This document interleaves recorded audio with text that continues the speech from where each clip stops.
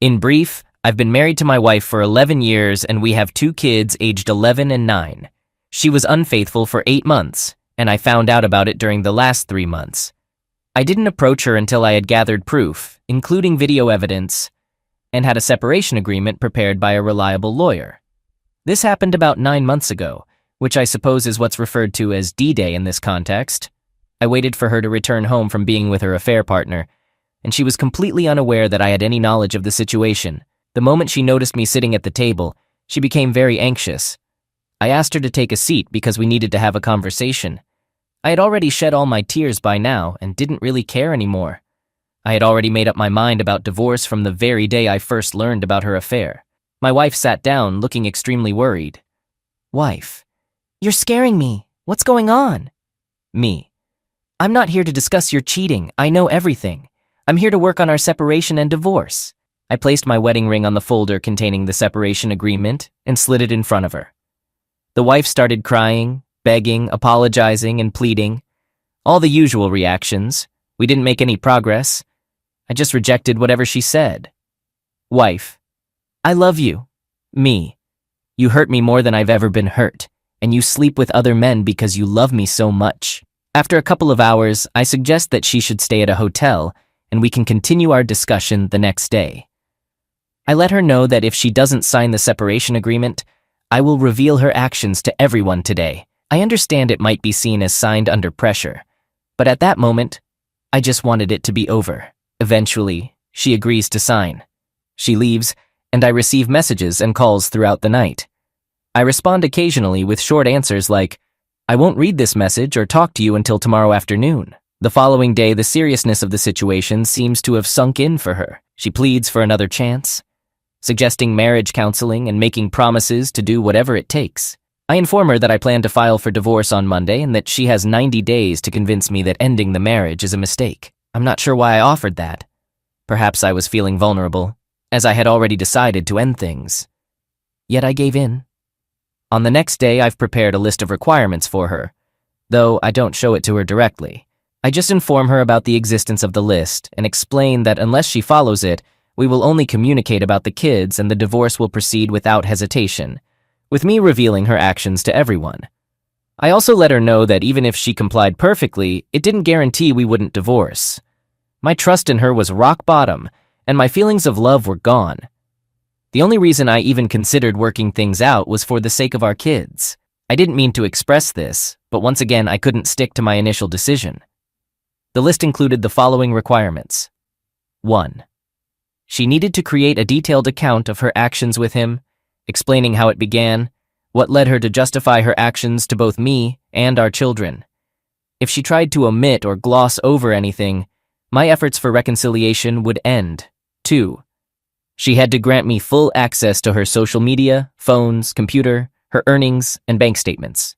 3. She was required to provide regular updates on her whereabouts and activities. 4. She would attend individual counseling sessions 2-3 times a week until she gained insight into her own decisions. Couples counseling would come later. She agreed to these terms, compiled the list, and granted me access. Afterward, I revealed points 5, 6, and 7 in sequence, only after she completed each task. 5. She was required to meet AP's wife in person, confess everything, provide all evidence, and offer to testify in court if necessary. Initially, she resisted, claiming she couldn't bring herself to do that to him. I pointed out that she prioritized AP's feelings over her own family's well-being. I made it clear that if she didn't comply, the attempt at reconciliation was over. I was ready to inform AP's wife myself if she refused. If she didn't take responsibility, I wouldn't consider reconciling. Eventually, she reluctantly agreed and confessed everything to AP's wife. AP's wife reacted angrily, slapping, kicking, and pulling her hair. Despite the assault, my wife didn't fight back, and I didn't intervene to protect her. She ended up with cuts and bald spots. Later in the car, I revealed that AP had been involved with another woman besides my wife, and showed her the evidence gathered by the private investigator I had hired. I admit feeling a sense of shame for finding satisfaction in witnessing her anguish as she realized she was just another conquest to this guy. 5. She had to talk to our kids and explain the likely consequences for our family. 6. She needed to confess her actions to our family and friends. 7. I decided to have a 3-month affair, lying to her and engaging in secretive behavior. I would emotionally connect with another woman during this time. I wanted her to comprehend the pain and humiliation of what she had asked me to forgive. I wanted her to realize the risk of me falling in love with my AP and leaving her. After 3 months, I would truthfully disclose everything to her. Number 7 was particularly difficult for both of us. I pretended to cheat, using Tinder and showing it to her occasionally. I acted like I was secretly texting someone. I would disappear for entire nights and weekends. Although in reality, I wasn't seeing anyone. I stayed in hotels, rented cabins, and Airbnb accommodations. Most of the time, I would just get drunk and cry. Wife was getting more and more anxious, and I felt awful too. I hated it. I mean, I was just pretending, but even that was hard. She seemed to handle it so effortlessly. I think the most challenging part for me is how I can't see her the same way anymore. I wanted to show her what she wanted me to forgive, but instead, I realized how terrible it is to do something like this to another person. We're in marriage counseling now, and she's making some progress, but I'm struggling more. Some days are tougher than others, I guess. I've got the divorce papers ready, though I haven't taken that step yet. I'm not entirely sure why I haven't. We're not as distant as we used to be, and at least we're not arguing. So I suppose that's progress. She's really sorry, and I know we've got a long road ahead. Who knows where we'll end up? I can't shake off how awful I felt pretending while she handled it so easily. It's hard for me to see her positively now. I see her more like a monster. Sometimes, I wish I had ended things on the very first day, but now we've both come so far. Is there any way for me to change how I see her? I've forgiven the other aspects, but I'm just stuck on this one thing. Edit. I finally told her that I hadn't actually been seeing anyone after just 7 weeks. I couldn't keep up the act, it made me feel terrible. Update. My wife and I were up all night after I showed her the post yesterday. Here's an update with some thoughts and reflections. We understand our chances of success are really low, and it might take many years to get through the worst of it. But this morning, we both agreed that we're committed to giving it a try. She was completely devastated by some of the things I said and many of the comments. Still, in the end, we managed to have a genuine conversation, even though we don't always succeed at that. To everyone who spoke to me with strong opinions, being in the middle of something like this is completely different from looking at it from the outside. Nothing is clear or easy. Emotions are overwhelming, and even getting up in the morning to face a new day feels almost impossible. If I were to try to explain how difficult it is to think clearly and make good choices, let me give you this analogy. Imagine you're living your life, standing on top of a mountain. You can see all around you to the horizon, with no doubts. Your mind and thoughts are clear. You know who you are, what you want, and where you want to go. Imagine suddenly being pulled from the top of the mountain, shoved into a dark sealed box, and spun around so fast that all your blood rushes to your legs. You're on the verge of passing out. Your thinking is clouded, and you're overwhelmed with nausea and dizziness. You do anything to stop feeling like you're about to throw up. This is the closest I can come to explaining the intense trauma my mind went through. In such a state, it's inevitable to make some poor decisions. I believe anyone would make mistakes in this kind of condition. To those who were saying we were harming our children, we disagree.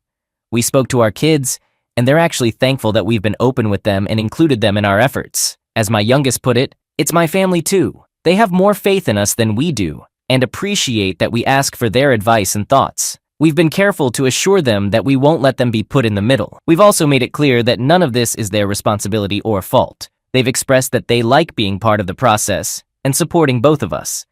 They offer kind words and extra hugs when they sense we need it. They understand that fixing things might not be possible, but they've made it clear that they'll feel let down if we don't give it a proper try. The initial months were incredibly stressful, but once things settled, they became really appreciative of being included. Unlike some of their friends whose families are falling apart, they're grateful for not being kept in the dark. So it seems our kids are in a better situation than we are. I just hope we don't disappoint them too much. To those who thought I was crazy and questioned how I could be tough on my wife while talking about reconciliation, just to clarify, on the day everything came out, I didn't plan on offering anything. My initial intention was to end it quickly.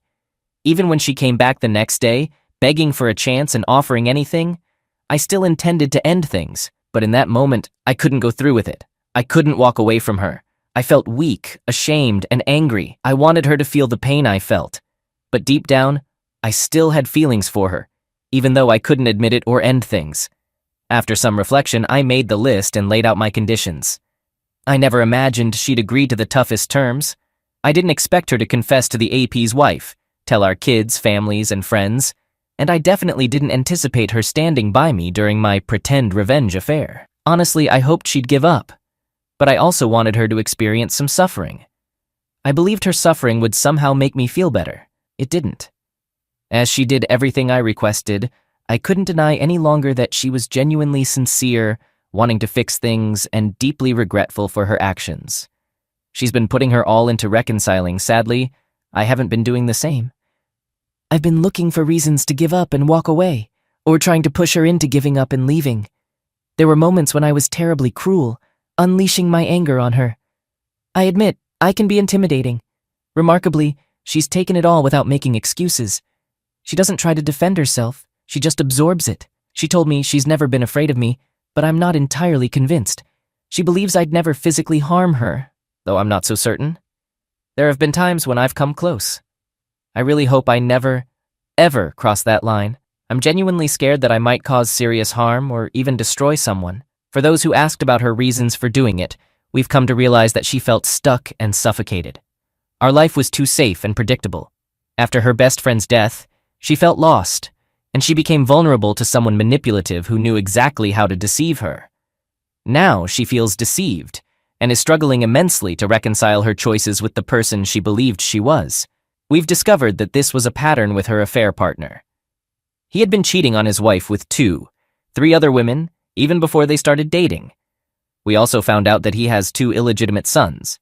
As for me, I hadn't fully committed to reconciliation. I'm a tough person, capable of both enduring and delivering. I convinced myself that I'd find solace if my wife experienced suffering. I was open to walking away if I found a compelling reason. I was mistaken. I've been seeking reasons to keep my distance from her, still carrying deep wounds. Fear of getting close and hurt again held me back. This reluctance hindered our progress toward reconciliation. She's been the sole one fully invested. Some wondered if I could give love as effectively as I could punishment, and the truth is I can't. But I'm actively working on changing that now. While I've forgiven her, I've been keeping her at arm's length, attempting to find a reason strong enough to override my love for her so I could leave. I'll shift that approach and genuinely put in effort to reconcile. If we don't succeed, at least I'll know I tried my best moving forward, even if it means risking more pain. Many condemned my wife, while others noted she's human and made mistakes. Currently, I'm responsible for handling the fallout from her poor choices, a role I didn't seek. I've spent a lot of time pondering this situation. I'm not exempt from making mistakes either. There are moments when I act irrationally and treat her extremely harshly. My urge to punish her has consumed me with hatred and anger, sometimes uncontrollably. Like her, I've lost control and made poor choices. We're both just human. I need to find ways for us to move beyond this together. I'll step down from my high horse and make an effort to contribute equally 50% to this relationship and our efforts to mend it. Regarding my wife, the day after D-Day, she realized the extent of the damage I suffered. There was no escaping it, no room for forgiveness, just emptiness. She understood that saving our family was a slim chance, but she was willing to do anything to try. It's evident now that she never truly loved AP. She was drawn to the excitement, the illusion. She expressed gratitude for my unwavering and resolute approach. It snapped her out of the affair haze, brought her back to her senses, and refocused her on what truly matters. She believed her punishment was deserved, and it prevented her from hating herself as much. She's thanked me profusely for not letting her off the hook, for pushing through. She's been harder on herself than I ever was, and she even contemplated ending her own life at one point, though she refrained because it seemed like an easy way out. I discovered that she's been harming herself since D-Day, hitting and pinching herself, her legs completely covered in shades of purple, a continuous black mark. It's not helping, though. We've agreed that her focus needs to shift towards forgiving herself. Our healing can't begin until that happens. It's a bit strange. Now that she's set on punishing herself, she's lost all those qualities that initially drew me to her. Her sense of humor, her smile, her well-thought-out opinions, her self-esteem, her loving patience, they've all faded. I find it difficult to rekindle my feelings for her when she's suppressing the very things that made me love her in the first place, the qualities that led me to be with her and marry her. All in all, we've made some progress, thanks to the kind strangers on the internet. There's still a long road ahead, but we've pinpointed some major obstacles to overcome. We actually slept in the same bed for the first time since D-Day, so that's a step. It felt nice to be next to her again. I still have love for her, And it's a bit tough to accept, but then I think about my kids and it gives me the strength to persevere. We'll strive to build something new since the old relationship is no longer here. Update. This will be my final activity on this account, as it has fulfilled its purpose, and I'm incredibly thankful for all the help I've received from everyone. There were times when it felt overwhelming, but I'm all right. Well, I should say we are all right. Ever since I committed fully to reconciling, there's been a remarkable improvement. We've even started reconnecting a bit. My wife, or rather the version of my wife I fell in love with, is starting to emerge more and more. We've been attending therapy sessions and making significant progress in our communication. We've also resumed being close regularly. While it's still early days and the odds may not be in our favor, we're making surprisingly positive strides. I'm making an effort to show my appreciation for her every day, and she's doing the same. Although there are moments of intense emotional pain for both of us, overall, we're experiencing more good times than bad. I believe we'll be all right. Our kids are doing well, and I have hope for the future. Update. I've received requests for an update. We're currently living apart. Initially, our reconciliation efforts were going well, and my wife did her part right. However, she's struggling to forgive herself and has a lot of self-hatred. On the other hand, I managed to hide my emotions for a while. The issue is that beneath the surface, my feelings were still simmering. Feelings of emasculation, betrayal, lies, humiliation, and anger were all bubbling underneath. As a result, I regressed into being mean, vindictive, and angry, and I'm no longer interested in being that kind of person. So, we decided to separate to give ourselves some space. We might attempt reconciliation again later for the kids' sake. That's where things stand. Sometimes, it's just not possible to fix things completely. I'm not very optimistic about us making it in the end. My wife, who's 35 and we've been married for 2 years, was a college professor for a while when this story happened. She worked really hard to land this job, and she had every reason to be proud. Her parents were definitely impressed. She threw a big celebration for her graduation and new job, and the whole family was in town for it. We even delayed our marriage as per her request, so she could secure her dream job. This job was her whole deal, and I couldn't picture her doing anything to mess it up for us. But I wouldn't be talking to you today if she hadn't. She got close pals with a few of her students. They were around their late 20s, so they were pretty close in age. Still, it struck me as kinda odd that she was buddies with them while also being their professor. It didn't feel very professional, but I held back from sharing my thoughts. Apparently, she joined in on some of their get-togethers, or at least, that's how she described them. More like laid-back hangouts than actual parties. She mentioned they even talked about some class topics with her because her students were super passionate and focused. I just let it go on. I really wish I had tried to talk her out of blending her dream job with enjoyment, but she was just so thrilled. She truly felt on cloud 9 and believed she was making a real impact on their lives. She always got back home at a reasonable hour because she didn't want to leave me by myself all night, and she didn't go out more than twice a month. I could sense something was off. When she stayed out until 2 a.m., I was awake, waiting, and that led to a big argument. She claimed she was only assisting her students, but that explanation wasn't cutting it for me. I insisted on getting to the bottom of things, but she stuck to her story. I asked her to take a break from hanging out with students for a bit, and that set her off. She accused me of being controlling and started crying. She said she was a responsible woman who deserved to have her own life, especially when she found someone who brought her such joy. My eyes widened. She quickly backtracked, saying she got her words mixed up because I was confronting her and she was exhausted. I was really bothered by her mix-up, but I didn't have the energy to keep arguing that night. I couldn't even bring up the idea of her taking time off from work. I didn't know how or when I could bring up the topic again. I knew I should have acted, but I decided to hold off and see what else she'd do. Things settled down for a bit. She stopped staying out late and only went to work and back home. It seemed good, although she had to grade papers at home, so I gave her space to do that. Then I caught her texting someone and it startled her. It struck me as odd, but I didn't make a fuss about it. I thought about checking her phone later, but it had a passcode. I planned to create an opportunity for her to bring students over to our place, while I'd be secretly nearby, keeping an eye out. I needed to figure out who these people were and if there was something more to it. She fell for my plan really fast. As soon as I mentioned spending an evening with my mom at the nursing home, she got excited. She called me sweet for doing it, offered to give me a ride, and said she'd pick me up later to throw me off. I agreed and headed back to the house. It took about 20 minutes. I wasn't sure what I'd discover, but I found it hard to believe my wife would do anything shady. A few times I almost convinced myself I was being paranoid and started heading back to my mom's place, but then I changed my mind and turned back. When I reached the spot, I noticed a different car parked at her house.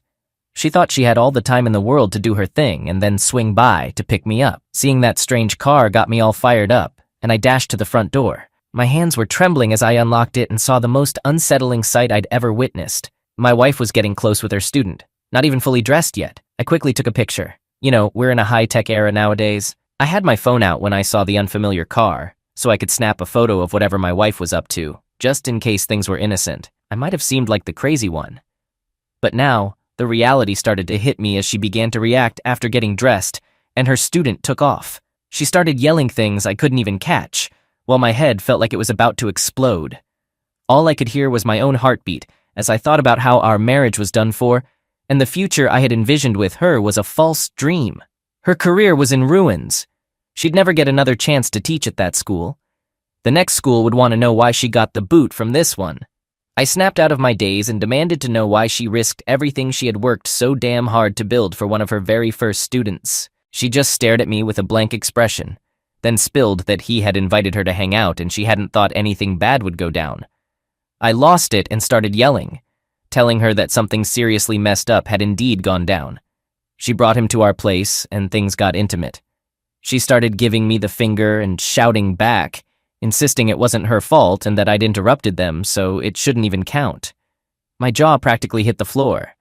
I let her know that her logic was so absurd that I couldn't even argue with it. I packed my stuff and got a hotel room. I wasn't in the mood to argue with her anymore that night about who should leave. It was like I was dealing with a spoiled kid who thought she could get away with this because of all her past achievements. I wasn't about to stick around, and I wasn't going to let her hold on to her job either. I filed for divorce and sent the photo to the college president, just like I figured, and she got canned. She despised me and couldn't even look me in the eye whenever we crossed paths. I never saw her eyes again. She went from being this confident, flawless, high-achieving woman to someone filled with shame and disgrace. Even her parents couldn't wrap their heads around it and actually asked me to send them the picture. I did it, although I wasn't really into it. They said sorry to me. My wife wasn't working for any colleges in our state. After waiting for a few years, she moved out of state. Maybe because she couldn't find a job no matter where she tried. I've started dating again, but I'm not going to be quick to trust someone's personality or assume they'll always be honest. My day kicked off just like any other regular day. I woke up early, got myself cleaned up, gave a goodbye kiss to Emily while she was still asleep, and headed to my construction job. But little did I know, there was something unexpected waiting for me. That usual day turned into something way more extraordinary. Later in the evening, while I was at the construction site working, I felt my phone buzzing in my pocket. I pulled it out and saw a message from my neighbor Mike. He said, "Dustin, your garage door is open." This struck me as odd since I distinctly remember closing it. I thanked Mike and asked if he could shut it if he didn't mind. He agreed, and I went back to my tasks. However, that open garage door kept bothering me. I wasn't sure why, but something felt off. Trusting my gut, I decided to take an early lunch break and drove back home. As I got closer to my house, my heart rate started picking up. I noticed an unfamiliar car parked in my driveway. A car I'd never seen before. In that moment, a sickening feeling washed over me. I quietly parked my truck on the street and approached my own house without making any noise. I quietly opened the side door leading to the garage, and to my surprise, it wasn't locked. The door that connected the garage to the house was unlocked too. Walking through the house without my shoes, I came across the most heartbreaking scene. My wife Emily in the arms of a stranger. They were locked in a kiss, with hardly any clothes on right there in front of me. Rage consumed me, and everything turned hazy, making me feel like I was about to be sick. Stepping back a bit, I grabbed my phone, made sure the flash was off, and took a few photos of them kissing. I also recorded a quick video of them together in my own house. In that instant, it dawned on me that seeking revenge wouldn't bring me any real satisfaction. The best way to hit back at Emily was to make her fully realize what she was throwing away. It was time for a smart plan, one that would help me come out of this situation with my self-respect intact, despite witnessing what I did. I paused to catch my breath, then quietly left the house, my heart feeling heavy like a lead weight, but with a strategy taking shape in my mind. I decided to reach out to a friend who happened to be a lawyer. I spilled the whole story to him and asked for his advice, considering we were in North Carolina. I needed some proof to possibly lower the alimony I might have to pay. Armed with the evidence, I showed it to my lawyer buddy, even though he wasn't a divorce attorney. He pointed me in the right direction and helped me understand the necessary steps to safeguard myself. He gave me the contact info for a respected divorce lawyer who could help me out. He said she was really good. When I met with the divorce lawyer, I didn't beat around the bush. I spilled all the details. She explained that North Carolina was a no-fault state, but cheating could affect alimony payments for the spouse getting support. We got the divorce paperwork sorted and talked about our plan moving forward. Emily had no clue what was going down. A few days later, my lawyer and I set up a meeting with Emily at a local cafe. She looked surprised to see me there, her eyes wide with confusion, and asked, "Dustin, what's happening?" I pushed the divorce papers across the table, and her expression went from puzzled to shocked. She stammered, "Dustin, I don't get it." I looked at her, my heart aching, and said, "Emily, I think you do. I saw you with him." Her face turned pale, and I could tell she was getting it. Tears rolled down her cheeks as she said sorry, even though she was hurting. I knew I was making the right call. Over time, Emily refused to sign the divorce papers. By then, I'd already moved out of our place and found a small apartment for myself. Since the house belonged to Emily's parents, I wasn't worried about that. The day after she got the divorce papers, her parents stepped in and offered her financial help to hire her own lawyer. However, her parents didn't have a clue about why I was divorcing their daughter, and I figured Emily wouldn't spill the beans either. That's why I made up my mind to share the photos and video I took when I caught her with that guy in our house. I sent a package to her folks, explaining why I was divorcing their daughter. After around 6 weeks, when the divorce hearing rolled around, her parents didn't show up. My lawyer told me she was going to try asking for alimony. She mentioned it probably wouldn't work, but she wanted to keep me in the loop. After hearing what my wife's lawyer said on her behalf, they alleged I wasn't a good provider and had been offensive in court. My wife just kept spinning lies. At one point, the judge cautioned her about telling the truth in court, warning that lying could get her into trouble, which is exactly what she was doing. Luckily, we presented the evidence to the judge, and he granted me the divorce without giving her any alimony. The judge gave me precisely 30 days to gather the rest of my stuff from the house. I only had a couple of boxes left to pick up. Around 3 months after the divorce was finalized, I sorted out plans to get my things. As I pulled into the driveway, I spotted the same car that guy drove parked there. Seeing his car initially stung, but that feeling faded fast. This time, the garage door was intentionally left open for me to collect my stuff. Emily had messaged me, suggesting that we meet up sometime, and I received that message one day. I agreed, wondering what she wanted to talk about. We had our initial meetup at the same restaurant where I had handed her the divorce papers earlier. She didn't seem like the confident and content woman she used to be. Instead, she looked like a pale shadow of her former self. She started talking, sharing how tough life had become for her. She expressed remorse for her choices and admitted missing me a lot. Despite this, her words didn't affect me much. I felt distant and uninterested in her explanations. I stayed quiet during her whole speech. When she finished, I turned to her and said, "Emily, I hope things work out for you, but that part of my life is history now." Even after I made it clear that my decision was final, she kept trying to change my mind. She told me she was done with the other person and wanted us to reunite. As I walked away from the coffee shop, I had a realization. I had come out on top, not because Emily was sorry or upset, but because I had found a sense of contentment within myself. My life had turned around, and I had discovered my inner strength and moved forward with my life. I started my life anew, slowly piecing it back together step by step. The most satisfying revenge wasn't about getting physical or causing public humiliation. It was about moving forward with more strength and wisdom than I had before. After around 7 months, Emily's father passed away due to cancer. He never showed any remorse for his initial anger when he found out about our divorce. On the other hand, her mother did apologize and invited me to the funeral. I was considering skipping it, but I didn't hold any grudges against her mother. I'm not the type to hold on to ill feelings towards others. The past can't be altered. As time went on, rumors started circulating that Emily was sinking even deeper into legal trouble as things kept spiraling. She got arrested for drunk driving on a weekend, and her current partner was involved in shady dealings, including trafficking pills from her mom's place. How did I find all this out? Her mother still reaches out to me occasionally. Our marriage only lasted 8 years before ending. This means she might have been entitled to spousal support for about half of that time.